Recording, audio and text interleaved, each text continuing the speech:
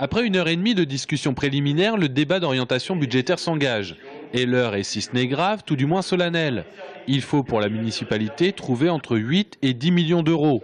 On fait les comptes, la dotation de l'État baisse de 3,5 millions d'euros, le coût de l'emprunt toxique s'élève à près de 7 millions d'euros en 2015, plus 2 millions pour financer les activités périscolaires.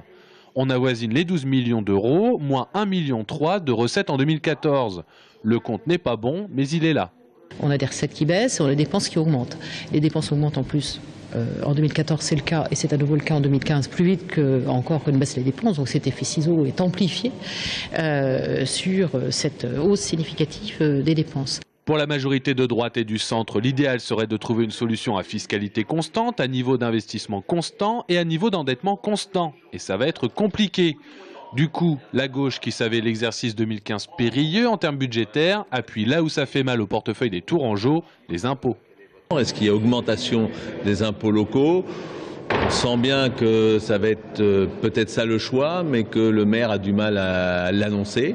Alors, est-ce que c'est qu'elle n'est pas arrêtée, la stratégie, ou est-ce qu'il ne faut pas la dire avant les départementales?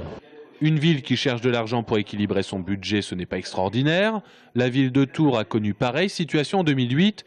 L'élu vert David Chollet était alors dans la majorité.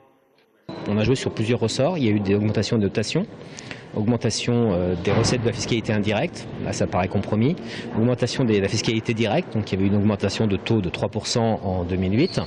Donc il y avait toute une sorte de conjonction d'actions, y compris une maîtrise des dépenses de personnel très forte. Et si Serge Babary était lui aussi l'homme de la synthèse?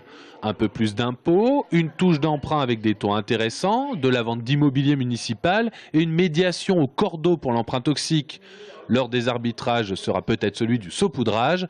Réponse le 31 mars, jour de vote du budget.